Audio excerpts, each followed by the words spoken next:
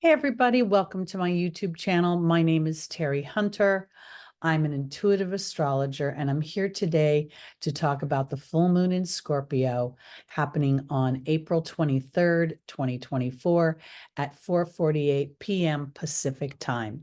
If you're not in the Pacific time zone, you may want to look up when it's happening in your location.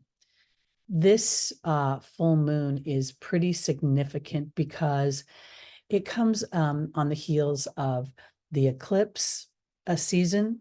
It is in the midst of the Uranus and Jupiter conjunction. And so to me, it is really illuminating a very deep and powerful psychological imprint. We see that the sun is here at 4 degrees of Taurus. The moon is at 4 degrees of Scorpio. The sun and the moon are in an opposition, and this is where the moon is reflecting the sun's light. It's the brightest phase of the moon where we can see as clearly as we want to, frankly.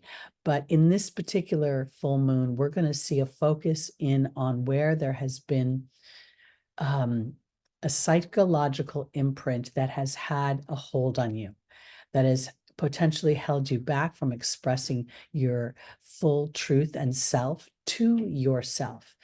Oftentimes, when I talk about expressing myself, it is not about expressing myself to other humans. It's about my inner knowing, my inner voice, and my personality and my ego coming together in alignment.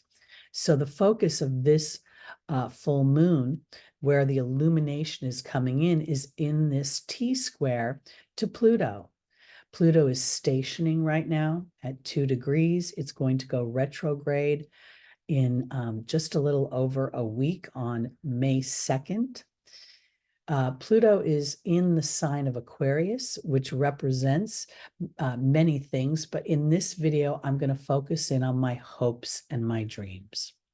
I'm going to focus in on the big picture of my hopes and my dreams, because that includes friendships. It includes thriving in a material way. That includes enjoying intimate relationships that are balanced and an exchange of energy. Because with this full moon focal point on Pluto, Pluto is the ruler of this full moon. And when I click on Pluto, we can see here that while Pluto is squaring the sun and the moon, it is also making a sextile to Neptune. Now, this sextile to Neptune, this dance is going to go on for the next 10 years plus. Pluto will move deeper and deeper into the sign of Aquarius. And in March of 2025, Neptune will move into Aries. This is a favorable aspect of incorporating my spiritual beliefs and dynamics, the laws of the universe, and applying them to this everyday experience. And if I'm experiencing something that is the shadow side of Pluto, the Pluto side that illuminates the darkest points within the human experience, and if I'm willing to believe that I'm a co-creator, how is this experience supporting me versus trying to pull me under? We see that Pluto is making a half square to Saturn.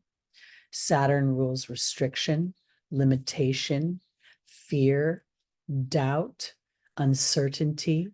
It rules an emotional disconnect on some level, because on the very challenging side of Saturn, Saturn is asking you to endure something beyond your own personal comfort. So this full moon, to me, is very much illuminating where I have potentially given up my power to others, where I have allowed my fears, my trepidations, my uncertainty to hold me back, where even I've been under the fears or the tendency to think that because there are other humans that may provide resources, and if I'm not doing what those other humans want me to do, will they still provide those resources?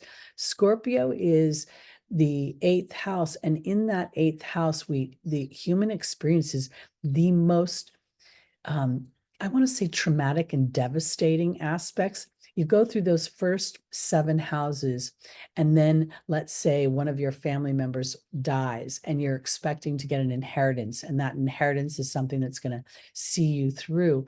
That dynamic has power and control over your behavior as you've experienced those first 7 houses walking along the earth. So when we get into that 8th house of Scorpio, we are transforming our beliefs. We are redefining where we have control and power over ourselves, and we're redefining our spiritual beliefs. The 8th house rules the quote unquote occult, where we would see, things like the tarot, and we would see astrology there. We would see also a very deep psychiatric dynamic if we want to go into the modern medicine. So as we experience something that is traumatic, we then are illuminated by it, and it can bring in a sense of wisdom or a feeling of, I guess I'm using the term sense of wisdom because as I started to say it, I realized not everybody extracts the wisdom. Some people are victimized by it.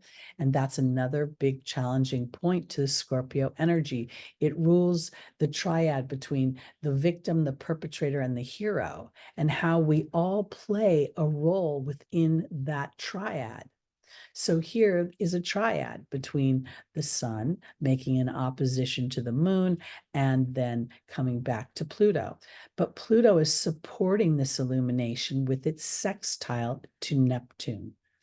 And while we may not be able to see whatever historic things have happened, because as Saturn transits Pisces, the house that is the house of the unseen, the house of the subconscious, the house of self-undoing, there could be, this is the illumination of the history that has been inadvertently tethering me to a smaller version of myself.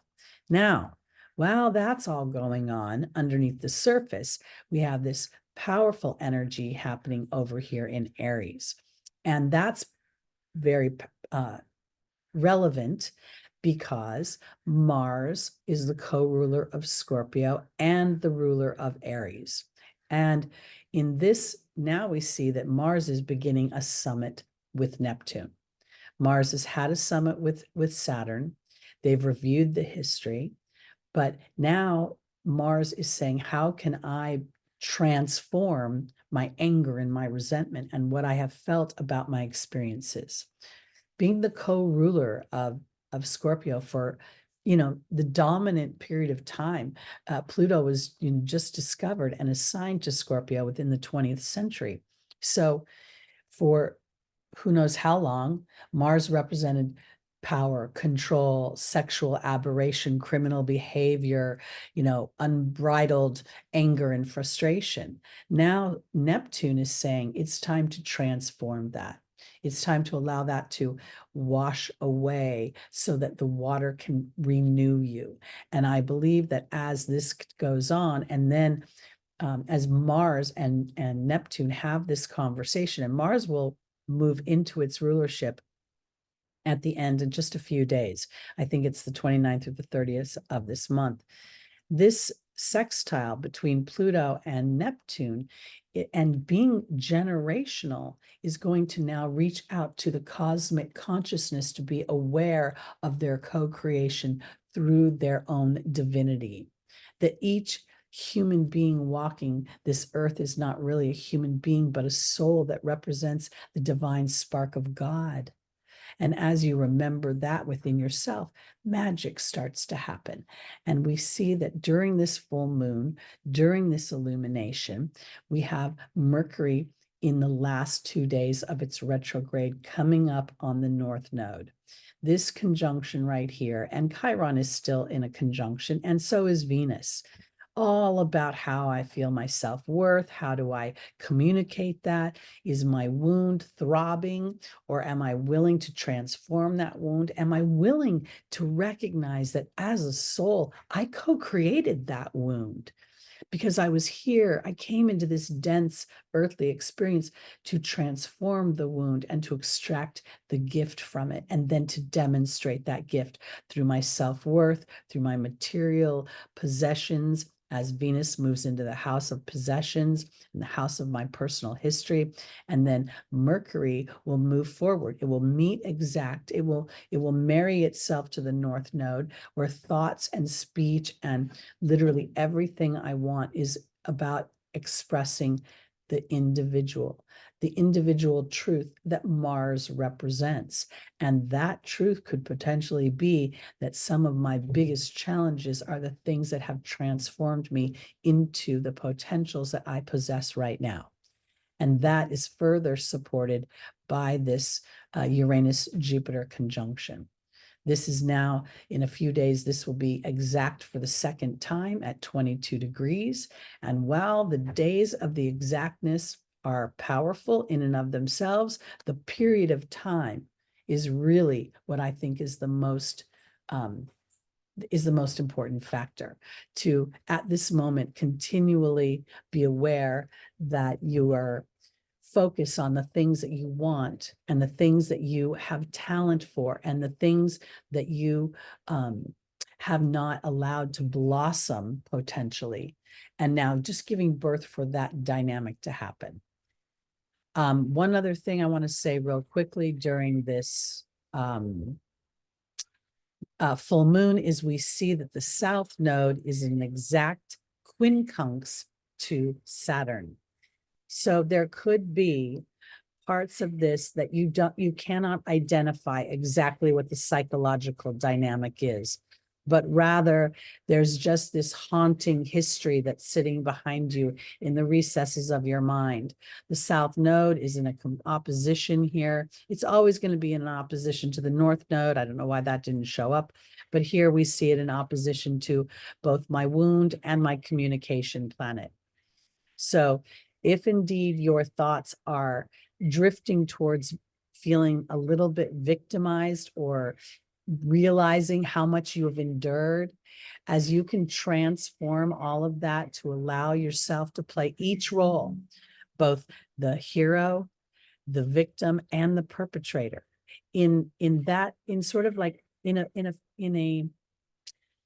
I guess I want to say it in equal proportions, because if you can look at it that way, then being the hero in your life, it was necessary to experience being a victim, and it was necessary to experience being a predator. And when I say predator, I mean it in a way that someone who's willing to perpetrate an out of balance energy to support a balancing dynamic within your own energy. All right, everybody, that's it for me for this full moon in Scorpio. If you are still here at the end of this video and you're hearing the gardeners outside, I apologize. I was not anticipating that, so I hope that didn't come through on the video. Again, my name is Teri Hunter. I'm an intuitive astrologer. If you'd like to book a reading with me, I am available. My information is below in the description.